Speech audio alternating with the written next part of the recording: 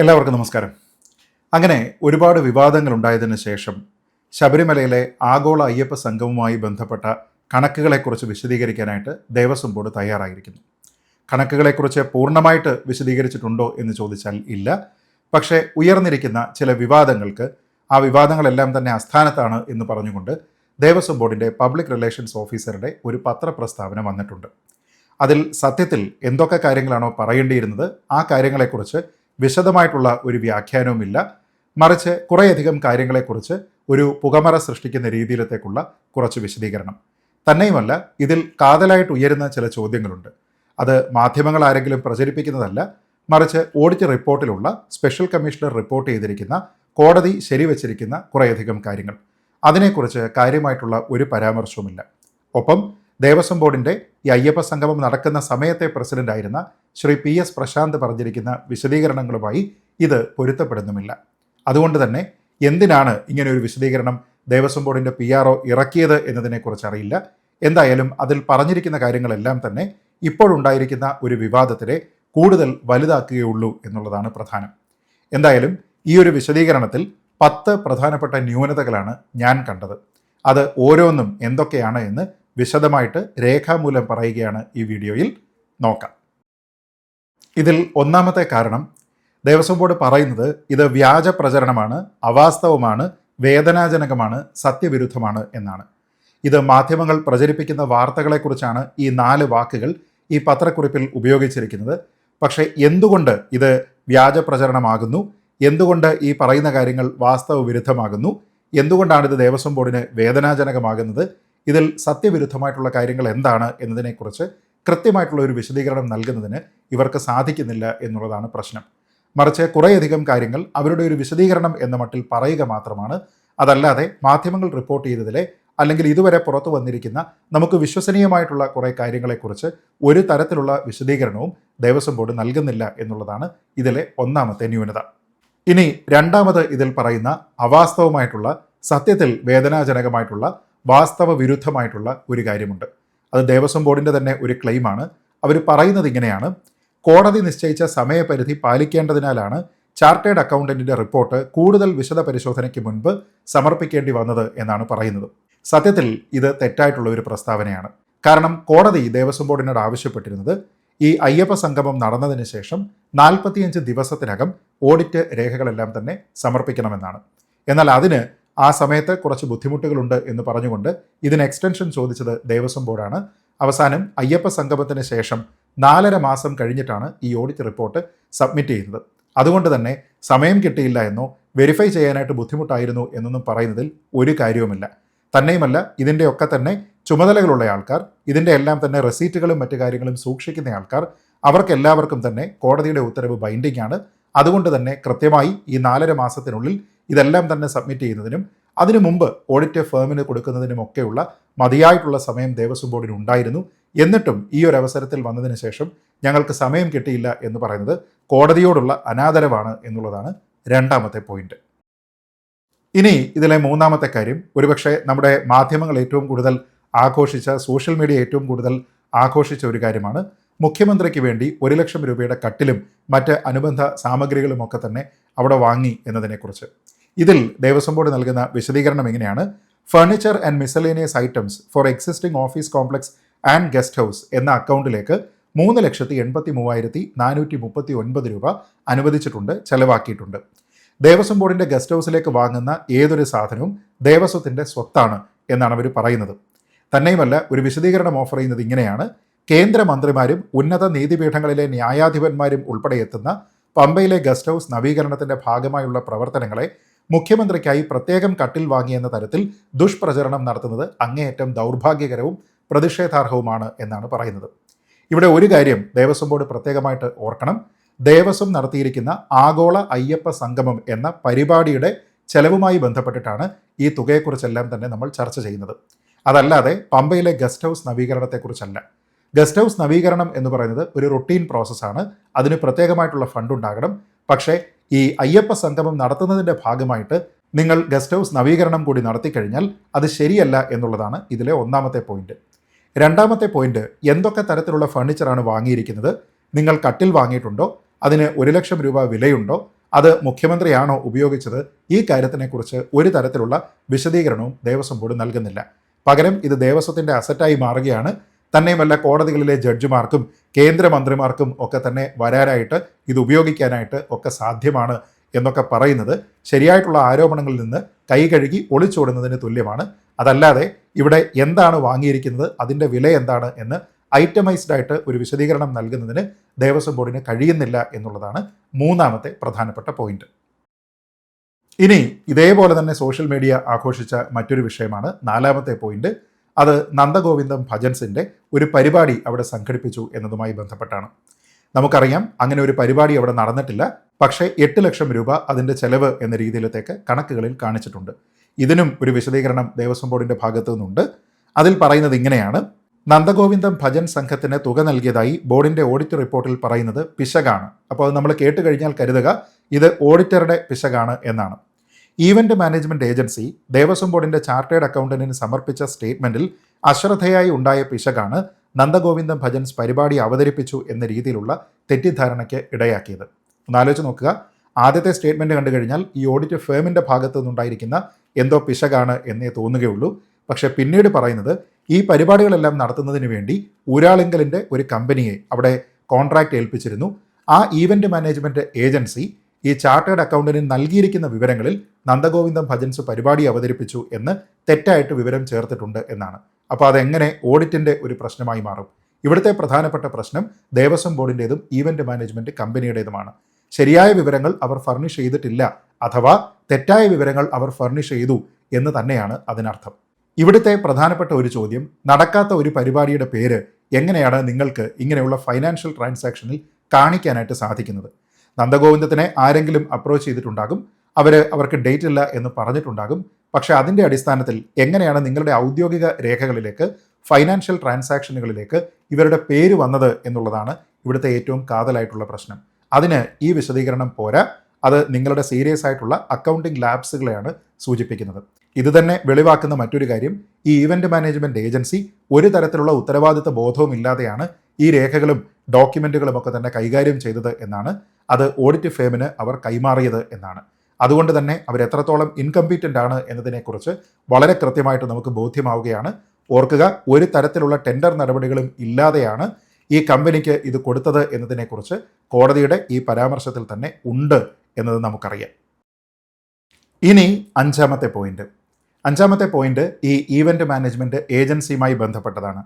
KIIFB empanel അംഗീകാരമുള്ള തൊഴിൽ വകുപ്പിന് കീഴിലുള്ള കേരള അക്കാഡമി ഫോർ സ്കിൽസ് ഡെവലപ്മെൻറ്റിൻ്റെ സെൻറ്റർ ഓഫ് എക്സലൻസ് ആയ Indian institute of infrastructure and construction IIIC അതിനെയാണ് ദേവസ്വം ബോർഡ് ഈവൻ്റ് മാനേജ്മെൻറ്റ് ഏജൻസിയായി നിയമിച്ചത് എന്നാണ് ഇവർ പറയുന്നത്. ഞാൻ ചോദിക്കുന്നത്, ദേവസ്വം ബോർഡ് എന്ന് പറയുന്ന ഓട്ടോണമസ് സംവിധാനവും കിഫ്ബിയും തമ്മിൽ എന്ത് ബന്ധമാണുള്ളത്? കിഫ്ബി എംപാനൽ ചെയ്തിരിക്കുന്ന ഒരു സർവീസിനെ ദേവസ്വം ബോർഡിന് അതേപടി ഒരു ടെൻഡറുമില്ലാതെ ഉപയോഗിക്കാം എന്ന് ആരാണ് തീരുമാനിച്ചത്? തൊഴിൽ വകുപ്പിന് കീഴിലുള്ള ഒരു സെൻറ്റർ ഓഫ് എക്സലൻസ് ആണ് എന്നതിൻ്റെ അടിസ്ഥാനത്തിൽ അവർക്ക് ബ്ലൈൻഡായിട്ട് കോൺട്രാക്റ്റ് കൊടുക്കാം, അവിടെ കോമ്പറ്റീറ്റീവ് ബിഡിംഗ് വേണ്ട, ടെൻഡറിംഗ് വേണ്ട എന്ന് ആരാണ് തീരുമാനിച്ചത്? ദേവസ്വം ബോർഡിൻ്റെ ഏതെങ്കിലും തരത്തിലുള്ള മാനുവലുകളിൽ അതിനെക്കുറിച്ച് പറയുന്നുണ്ടോ? അതോ ഇവിടെ ടെൻഡറിംഗ് പ്രോസസ്സിനെ കോടതി പറഞ്ഞതുപോലെ, സ്പെഷ്യൽ കമ്മീഷണർ പറഞ്ഞതുപോലെ പൂർണ്ണമായും ഒഴിവാക്കിയിട്ട് നിങ്ങൾക്ക് താല്പര്യമുള്ള ഒരു ഏജൻസിയെ ഈവൻ്റ് മാനേജ്മെൻറ്റിന് വേണ്ടി ഏൽപ്പിച്ചോ എന്നുള്ളതാണ് കാതലായിട്ടുള്ള ചോദ്യം. ആ ചോദ്യത്തിനെ മറികടക്കുന്നതിന് വേണ്ടി, അതിന് ഉത്തരം നൽകുന്നതിന് വേണ്ടി കിഫ്ബി എന്നോ തൊഴിൽ വകുപ്പിൻ്റെ സെൻറ്റർ ഓഫ് എക്സലൻസ് എന്നോ പറഞ്ഞതുകൊണ്ട് യാതൊരു വിധത്തിലുള്ള കാര്യവുമില്ല എന്ന് വേണം മനസ്സിലാക്കാൻ. തന്നെയുമല്ല, നന്ദഗോവിന്ദം ഭജൻസിൻ്റെ നടക്കാത്ത പരിപാടിയുമായി ബന്ധപ്പെട്ട് ഒരു ഫൈനാൻഷ്യൽ റെക്കോർഡിൽ അവരുടെ പേര് നൽകിയിട്ടാണ് ഈ ഏജൻസി ഓഡിറ്റ് ഫേമിന് ഈ രേഖകളെല്ലാം തന്നെ കൈമാറിയിരിക്കുന്നത് എങ്കിൽ അവർ സെൻറ്റർ ഓഫ് എക്സലൻസ് ആണ് എന്ന് പറയുന്നത് കൊണ്ടോ, അവർ കിഫ്ബിയുടെ എംപാനൽഡ് സർവീസ് ആണ് എന്ന് പറയുന്നത് കൊണ്ടോ എന്താണ് അർത്ഥം? അത്രത്തോളം ഇൻകോമ്പീറ്റൻസിയാണ് അതിൽ കാണുന്നത് എന്നതിനെക്കുറിച്ച് നമുക്ക് വ്യക്തമായിട്ട് ഇതിനോടകം തന്നെ മനസ്സിലാക്കാനും കഴിഞ്ഞിട്ടുണ്ട്. ഇനി അടുത്തത് ആറാമത്തെ പോയിന്റാണ്. അത് കുറച്ചുകൂടി ഗുരുതരമായിട്ടുള്ള ഗൗരവ സ്വഭാവത്തിലുള്ള ഒന്നാണ്. റിലീജിയസ് കൺവെൻഷൻ ആൻഡ് ഡിസ്കോഴ്സ് എന്ന തലക്കെട്ടിൽ വകയിരുത്തിയിരുന്ന 5 കോടി രൂപ ആഗോള അയ്യപ്പ സംഗമത്തിനായി ധനലക്ഷ്മി ബാങ്കിൽ ആരംഭിച്ച പ്രത്യേക സേവിങ്സ് അക്കൗണ്ടിലേക്ക് നിക്ഷേപിച്ചു എന്നാണ് ദേവസ്വം ബോർഡ് പറയുന്നത്. ഓർക്കുക, 5 കോടി രൂപ എന്നാണ് പറയുന്നത്. എന്നാൽ ഈ കഴിഞ്ഞ ദിവസം വിശദീകരണം നൽകിയ അയ്യപ്പ സംഗമം നടന്ന സമയത്തെ ദേവസ്വം ബോർഡിൻ്റെ പ്രസിഡന്റായ ശ്രീ PS പ്രശാന്ത് പറയുന്നത് ഈ തുക 3 കോടി രൂപയാണ് എന്നാണ്. നിയമസഭയിൽ മന്ത്രി ശ്രീ വി എൻ വാസവൻ അത് എത്ര തുകയാണ് എന്ന് പറഞ്ഞിട്ടില്ല. അദ്ദേഹം കുറച്ചുകൂടി സ്മാർട്ടാണ്. പക്ഷേ പി എസ് പ്രശാന്ത് പറഞ്ഞിരിക്കുന്ന 3 കോടി അല്ല, ദേവസ്വം ബോർഡ് പറയുന്ന 5 കോടി എന്നുള്ളത് വ്യക്തമാണ്. തന്നെയുമല്ല, അത് ഈ ആഗോള അയ്യപ്പ സംഗമത്തിനായി ധനലക്ഷ്മി ബാങ്കിൽ ആരംഭിച്ച പ്രത്യേക സേവിങ്സ് അക്കൗണ്ടിലേക്ക് മാറ്റിയിട്ടുണ്ട് എന്നാണ് പറയുന്നത്. അപ്പോൾ പ്രശാന്ത് നേരത്തെ ക്ലെയിം ചെയ്തതുപോലെ 3 കോടി രൂപയല്ല 5 കോടി രൂപയാണ് മാറ്റിയിരിക്കുന്നത് എന്നുള്ളത് ഒന്നാമത്തെ പോയിന്റ്. 2, ആ അക്കൗണ്ടിൽ നിന്ന് 3 കോടി രൂപ IIISCക്ക്, അതായത് ഈ ഇവന്റ് മാനേജ്മെന്റ് ഏജൻസിക്ക് അഡ്വാൻസായി നൽകി. കൂടാതെ താമസ സൗകര്യങ്ങൾക്കായി വിവിധ ഹോട്ടലുകൾക്ക് 12,76,440 രൂപയും GST ഇനത്തിൽ 15,25,424 രൂപയും നൽകി എന്നാണ്. ചുരുക്കി പറഞ്ഞാൽ 3 കോടി രൂപ ഈ അക്കൗണ്ടിൽ നിന്ന്, അതായത് 5 കോടി ഉണ്ടായിരുന്ന അക്കൗണ്ടിൽ നിന്ന് 3 കോടി രൂപ ഈ പരിപാടിക്ക് വേണ്ടിയിട്ട് റിലീസ് ചെയ്തിട്ടുണ്ട്. അത് കൂടാതെ GSTയും ഹോട്ടൽ ചെലവുകളും ചേർത്ത് വേറെ ഒരു 28 ലക്ഷം രൂപയും അതിൽ നിന്ന് ചെലവാക്കിയിട്ടുണ്ട് എന്നാണ് ദേവസ്വം ബോർഡ് തന്നെ ഇപ്പോൾ പറയുന്നത്. അങ്ങനെയാണ് എങ്കിൽ ഈ 3 കോടി രൂപ തിരികെ ദേവസ്വത്തിലേക്ക് അടച്ചിട്ടുണ്ട് എന്ന് പറഞ്ഞാൽ ഈ GSTയും അതേപോലെ താമസത്തിനുള്ള ചെലവും ചേർത്തിട്ടുള്ള 28 ലക്ഷം രൂപ എവിടെ നിന്ന് തിരിച്ചടച്ചു, എപ്പോൾ തിരിച്ചടച്ചു, തിരിച്ചടച്ചിട്ടില്ല എന്ന് നിങ്ങൾ തന്നെ പറയുന്നു. ഇത് മന്ത്രി ശ്രീ വി എൻ വാസവൻ നിയമസഭയിൽ പറഞ്ഞതിന് കടകവിരുദ്ധമായിട്ടുള്ള കാര്യമാണ്. മന്ത്രി പറഞ്ഞത് ദേവസ്വം ബോർഡ് അനുവദിച്ചിരുന്ന തുക എത്രയാണോ സ്പോൺസർഷിപ്പ് കിട്ടിയ മുറയ്ക്ക് ആ തുക മുഴുവനും തിരിച്ചടച്ചു എന്നാണ്. പക്ഷെ നിങ്ങൾ തന്നെ ഇപ്പോൾ പറയുന്നതനുസരിച്ച് ഈ 3 കോടി രൂപ തിരിച്ചടച്ചു എന്ന് പറയുന്നു, ഒപ്പമുള്ള 28 ലക്ഷം രൂപയെക്കുറിച്ച് ഒന്നും പറയുന്നില്ല. അതുകൊണ്ട് തന്നെ പ്രശാന്ത് പറഞ്ഞിരിക്കുന്നതും വി എൻ വാസവൻ പറഞ്ഞിരിക്കുന്നതും ഇപ്പോൾ ദേവസ്വം ബോർഡ് തന്നെ തെറ്റാണ് എന്ന് തെളിയിച്ചിരിക്കുകയാണ്. അത് തന്നെയുമല്ല, താമസവുമായി ബന്ധപ്പെട്ട കാര്യങ്ങളിൽ നമ്മുടെ മുന്നിൽ ഇപ്പോൾ ഉള്ളത് 3 കണക്കുകളാണ്. ഒന്നാമത്തെ കണക്ക് ഈ ഓഡിറ്റ് ഫേം പറഞ്ഞിരിക്കുന്ന 37 ലക്ഷം രൂപയാണ് ഇതുമായി ബന്ധപ്പെട്ട ചെലവുകൾ എന്നുള്ളതാണ്. പി എസ് പ്രശാന്ത് പറഞ്ഞിരിക്കുന്നത് മൊത്തത്തിൽ താമസത്തിനുള്ള ചെലവ് 24 ലക്ഷം രൂപയാണ് എന്നാണ്. എന്നാൽ ഇപ്പോൾ ദേവസ്വം ബോർഡ് പറയുന്നു അത് 12.25 ലക്ഷമാണ് എന്ന്. ഇതെത്രയാണ് സത്യത്തിൽ എന്നതിനെക്കുറിച്ച് ഒരു തരത്തിലുള്ള കണക്കുമില്ല. എന്തായാലും 12.75 ലക്ഷമാണെങ്കിൽ അതിൻ്റെ ഏതാണ്ട് ഇരട്ടിയാണ് പ്രശാന്ത് പറയുന്ന കണക്ക്. പക്ഷേ അതിൻ്റെ ഏതാണ്ട് 3 ഇരട്ടിയാണ് ഈ ഓഡിറ്റ് ഫേമിന് കൊടുത്തിരിക്കുന്ന കണക്ക്. ഈ കണക്ക് ആരാണ് ബ്ലോട്ട് ചെയ്തിരിക്കുന്നത്? ഏതാണ് ഇതിലെ ശരിയായിട്ടുള്ള കണക്ക്? എന്തുകൊണ്ടാണ് ഓഡിറ്റ് ഫേമിൻ്റെ അടുത്തെത്തുമ്പോൾ 37 ലക്ഷത്തിന് മുകളിൽ തുക താമസത്തിന് വേണ്ടി ചെലവാക്കിയിട്ടുണ്ട് എന്ന് പറയാനുള്ള കാരണം എന്നതിനെക്കുറിച്ച് ഒരു തരത്തിലുള്ള വിശദീകരണവും ഇവിടെ ദേവസ്വം ബോർഡിൻ്റെ ഭാഗത്തു നിന്ന് ഉണ്ടാകുന്നില്ല എന്നുള്ളതാണ് ശ്രദ്ധേയമായിട്ടുള്ള കാര്യം. ഒപ്പം എടുത്തിരിക്കുന്ന മുഴുവൻ പണവും തിരിച്ചടച്ചിട്ടില്ല എന്നുള്ള ഒരു വസ്തുത കൂടിയുണ്ട്. അതുകൊണ്ട് തന്നെ 7ാമത്തെ പോയിന്റ് ഈ സ്പോൺസർഷിപ്പ് തുകയെക്കുറിച്ച് തന്നെയാണ്. സ്പോൺസർഷിപ്പ് തുകയെക്കുറിച്ച് ദേവസ്വം ബോർഡ് നൽകുന്ന വിശദീകരണത്തിൽ പറയുന്നത് ധനലക്ഷ്മി ബാങ്ക് GST ഒഴികെ 2 കോടി രൂപ നൽകി, കേരള ബാങ്ക് GST ഉൾപ്പെടുത്തി 1 കോടി രൂപ നൽകി എന്നാണ്. ഓർക്കുക, പി എസ് പ്രശാന്ത് സ്പെഷ്യൽ കമ്മീഷണർക്ക് അയച്ചിരുന്ന കത്തിൽ പറഞ്ഞിരുന്നത് 3 കോടി രൂപ സ്പോൺസർഷിപ്പായിട്ട് ലഭിച്ചിട്ടുണ്ട് എന്നാണ്. അപ്പോൾ സ്വാഭാവികമായിട്ടും ധനലക്ഷ്മി ബാങ്കും കേരള ബാങ്കും നൽകിയിരിക്കുന്ന 3 കോടി രൂപയായിരിക്കും അത്. 2 കോടി രൂപ കൂടി സ്പോൺസർഷിപ്പ് ഇനത്തിൽ പ്രതീക്ഷിക്കുന്നുണ്ട് എന്നാണ് അന്ന് അദ്ദേഹം കത്തിൽ പറഞ്ഞിരുന്നത്. എന്നാൽ കഴിഞ്ഞ ദിവസം ശ്രീ പ്രശാന്ത് പറഞ്ഞിരുന്നത് 1 കോടി രൂപ ഇനിയും ഈ സ്പോൺസർഷിപ്പ് ഇനത്തിൽ പ്രതീക്ഷിക്കുന്നുണ്ട് എന്നാണ്. അപ്പോൾ 5 കോടി പ്രതീക്ഷിച്ചിരുന്നിടത്ത് നിന്ന് അത് 4 കോടിയായി മാറിയിട്ടുണ്ട്. അദാനി ഗ്രൂപ്പ് 1 കോടി രൂപ നൽകുമെന്ന് വാഗ്ദാനം ചെയ്തിട്ടുണ്ട് എന്ന് പറയുന്നു. അങ്ങനെയാണെങ്കിൽ മൊത്തത്തിലുള്ള സ്പോൺസർഷിപ്പ് തുക 4 കോടി രൂപയാകും. പക്ഷേ അപ്പോഴും പ്രശാന്ത് പറഞ്ഞിരിക്കുന്ന മൊത്തം ചെലവ് 5 കോടി രൂപയാണ്. ബാക്കിയുള്ള 1 കോടി രൂപ എവിടെ നിന്ന് കണ്ടെത്തും എന്നുള്ളതാണ് പ്രധാനപ്പെട്ട ഒരു ചോദ്യം. അതുകൊണ്ട് തന്നെ 8ാമത്തെ പോയിന്റ് ഈ പണത്തിൻ്റെ തിരിച്ചടവിനെ കുറിച്ചാണ്. ദേവസ്വം ബോർഡ് പറയുന്നത് ഇങ്ങനെയാണ്: ലഭിച്ച 3 കോടി രൂപ ഒക്ടോബർ 17, 2025 ദേവസ്വം ബോർഡ് ജനറൽ ഫണ്ടിൽ നിക്ഷേപിച്ചു. അതിലൂടെ അഡ്വാൻസായി നൽകിയ കോർപ്പസ് ഫണ്ട് തിരിച്ചെത്തിയിട്ടുണ്ട്. പ്രത്യേക അക്കൗണ്ടിൽ പലിശ ഉൾപ്പെടെ 1,74,40,912 രൂപ അവശേഷിക്കുന്നു. ഒന്നോർക്കുക, ആഗോള അയ്യപ്പ സംഗമത്തിന് വേണ്ടി പ്രത്യേകമായി തുടങ്ങിയിരിക്കുന്ന സേവിങ്സ് അക്കൗണ്ടിലാണ് 5 കോടി രൂപ നിക്ഷേപിച്ചത്. അതിൽ നിന്ന് 3 കോടി രൂപ പരിപാടിക്ക് ചെലവാക്കി, ആ 3 കോടി രൂപ സ്പോൺസർഷിപ്പ് വഴി തിരികെ കിട്ടി, അത് തിരിച്ചടച്ചു എന്ന് പറയുന്നുണ്ട്. അത് കൂടാതെ അതിൽ നിന്ന് 28 ലക്ഷം രൂപ GSTക്കും താമസ ചെലവിനുമായിട്ട് വേറെയും ചെലവഴിച്ചു എന്ന് പറയുന്നുണ്ട്. അതിൻ്റെ ബാക്കിയുള്ള തുകയാണ് ഈ 1.25 കോടി രൂപ. കുറച്ച് അതിലേക്ക് ഇൻട്രസ്റ്റ്, പലിശ തിരിച്ചു വന്നിട്ടുണ്ട് എന്ന് പറയുന്നു. അങ്ങനെയാണത് 1.25 കോടി രൂപയായിട്ട് മാറിയിരിക്കുന്നത്. ഈ തുക തിരികെ ദേവസ്വത്തിൻ്റെ ജനറൽ ഫണ്ടിലേക്ക് വന്നിട്ടില്ല എന്നുള്ളതാണ് ഒരു പ്രധാനപ്പെട്ട കാര്യം. അങ്ങനെ നോക്കിയാൽ ഈ പറഞ്ഞിരിക്കുന്ന താമസത്തിൻ്റെ ചെലവുമായി ബന്ധപ്പെട്ട വ്യത്യാസവും ഈ 1.25 കോടിയും കൂടി ചേർത്ത് കഴിഞ്ഞാൽ നമുക്ക് 2 കോടി എന്നൊരു ഫിഗർ കിട്ടും. അങ്ങനെ നോക്കിയാൽ നമ്മുടെ ഓഡിറ്റ് റിപ്പോർട്ടിൽ പറഞ്ഞിരിക്കുന്നതും പിന്നീട് സ്പെഷ്യൽ കമ്മീഷണർ പറഞ്ഞിരിക്കുന്നതും കോടതി പറഞ്ഞിരിക്കുന്നതും ഈ ഫണ്ടിൽ നിന്ന് എടുത്തിരിക്കുന്ന 2 കോടി രൂപ ഇനിയും റീകൂപ്പ് ചെയ്തിട്ടില്ല എന്നാണ്. അത് അക്കൗണ്ടിലേക്ക് തിരികെ വന്നിട്ടില്ല എന്നാണ്. അത് സത്യമാണ് എന്ന് തെളിയുകയാണ് ഈ വിശദീകരണത്തിലൂടെ. അതായത് പൂർണ്ണമായിട്ടും പണം തിരികെ വന്നു എന്ന് മന്ത്രി VN വാസവൻ പറഞ്ഞതിനെയും നമ്മുടെ ദേവസ്വം ബോർഡിൻ്റെ പഴയ പ്രസിഡന്റായിരുന്ന ശ്രീ PS പ്രശാന്ത് പറഞ്ഞിരുന്നതിൻ്റെയും ഇപ്പോൾ ഇതെല്ലാം തിരികെ വന്നിട്ടുണ്ട് എന്ന് PRO പറഞ്ഞിരിക്കുന്നതിനെയും ഈ ഒരു പ്രസ്താവന ഖണ്ഡിക്കുന്നുണ്ട് എന്നുള്ളതാണ് ഏറ്റവും പ്രധാനപ്പെട്ട കാര്യം. അതായത് ആ 2 കോടി രൂപ തിരികെ വന്നില്ല എന്ന് ഓഡിറ്റ് റിപ്പോർട്ടിൽ പറയുന്ന കാര്യമാണ് സത്യം എന്ന് നമ്മൾ കരുതേണ്ടിയിരിക്കുന്നു. ഇനി ഇതിലെ 9ാമത്തെ പോയിന്റ്, ഈവന്റ് മാനേജ്മെന്റ് ഏജൻസി സമർപ്പിച്ച എസ്റ്റിമേറ്റുകൾ, ഇൻവോയ്സുകൾ, ബില്ലുകൾ, കരാർ രേഖകൾ എന്നിവയുടെ പകർപ്പുകൾ ദേവസ്വം ബോർഡിന്റെ ചാർട്ടേഡ് അക്കൗണ്ടന്റായ മെസേഴ്സ് വിജയൻ ആൻഡ് അസോസിയേറ്റ്സിന് ഓഡിറ്റിനായി കൈമാറി എന്നാണ് പറയുന്നത്. എന്നാൽ ഈ പറയുന്ന പല രേഖകളും തങ്ങൾക്ക് കിട്ടിയിട്ടില്ല എന്ന് ഈ ഓഡിറ്റ് ഫേം തന്നെ ഔദ്യോഗികമായി സ്പെഷ്യൽ കമ്മീഷണറെ അറിയിച്ചിട്ടുണ്ട്. അത് കോടതിയെയും അറിയിച്ചിട്ടുണ്ട്. അപ്പോൾ എന്തിനാണ് നൽകാത്ത കാര്യങ്ങൾ നൽകി എന്ന് ദേവസ്വത്തിൻ്റെ PRO പറയുന്നത് എന്നതിനെക്കുറിച്ച് മനസ്സിലാകുന്നില്ല.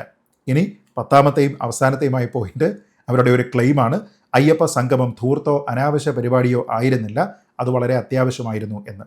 ഇത് സാമ്പത്തികമായിട്ടുള്ള അങ്ങേയറ്റത്തെ ധൂർത്താണ്. ആഗോള അയ്യപ്പ സംഗമം എന്ന പരിപാടി തന്നെ ഒരു വെള്ളാനയാണ് എന്ന് തെളിയിക്കുന്നതാണ് ഈ കഴിഞ്ഞ 9 പോയിന്റുകളും ഇതിൽ പറഞ്ഞിരിക്കുന്ന സാമ്പത്തികമായിട്ടുള്ള കണക്കുകളുടെ ഡിസ്ക്രിപ്പൻസിയും. യാതൊരു വിധത്തിലുള്ള അവധാനതയുമില്ലാതെ തോന്നിയതുപോലെ കണക്കെഴുതിയിട്ടാണ് ഇതെല്ലാം തന്നെ സൂക്ഷിച്ചത് എന്നുള്ളത് വ്യക്തമാവുകയാണ്.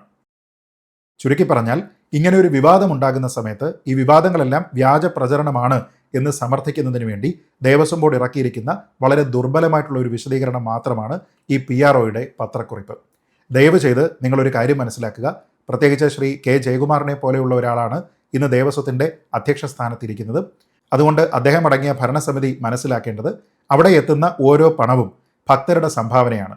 അത് പൂർണ്ണമായിട്ടുള്ള അക്കൗണ്ടബിലിറ്റിയോടുകൂടി തന്നെ കൈകാര്യം ചെയ്യുക.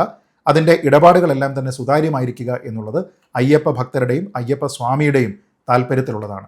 അപ്പോൾ പരിപാടി നടത്തുന്നത് വലിയ മഹനീയമായിട്ടുള്ള കാര്യമാണ് എന്നും അത് അത്യാവശ്യമായിരുന്നു എന്നുമൊക്കെ പറയുമ്പോൾ അതിൻ്റെ സാമ്പത്തികമായിട്ടുള്ള കാര്യങ്ങളെല്ലാം തന്നെ കൃത്യമായ രീതിയിൽ കൈകാര്യം ചെയ്തില്ല എങ്കിൽ ഈ വെള്ളാനയെ ഉപയോഗിച്ചുകൊണ്ട് കുറേയധികം ആൾക്കാർ തട്ടിപ്പ് നടത്തി എന്ന രീതിയിലത്തേക്ക് മാത്രമേ ആൾക്കാർ കരുതുകയുള്ളൂ. അങ്ങനെ കരുതാനുള്ള എല്ലാവിധ സാധ്യതകളുമുണ്ട് എന്ന് PROയുടെ ഈ ഒരു വിശദീകരണം ഇപ്പോൾ തെളിയിക്കുകയും ചെയ്യുന്നുണ്ട്. അതുകൊണ്ട് ദയവ് ചെയ്ത് കോടതി പറയുന്നതിനനുസരിച്ച് എല്ലാ രേഖകളും കൃത്യമായി സമർപ്പിച്ച് ഇതിലുണ്ടായിരിക്കുന്ന ഡിസ്ക്രിപ്പൻസി എന്താണ് എന്ന് വിശദീകരിക്കാൻ ശ്രമിക്കുക. അതല്ലാതെ നാട്ടുകാരെ വിഡ്ഢികളാക്കാൻ വേണ്ടിയിട്ട് ഇങ്ങനെയുള്ള പത്രക്കുറിപ്പുകൾ ദയവ് ചെയ്ത് ഇറക്കാതിരിക്കുക എന്ന് മാത്രം അയ്യപ്പൻ്റെ നാമത്തിൽ നിങ്ങളോട് അപേക്ഷിച്ചുകൊണ്ട് ഈ വീഡിയോ അവസാനിപ്പിക്കുന്നു. സ്വാമി ശരണം. ജയ് ഹിന്ദ്.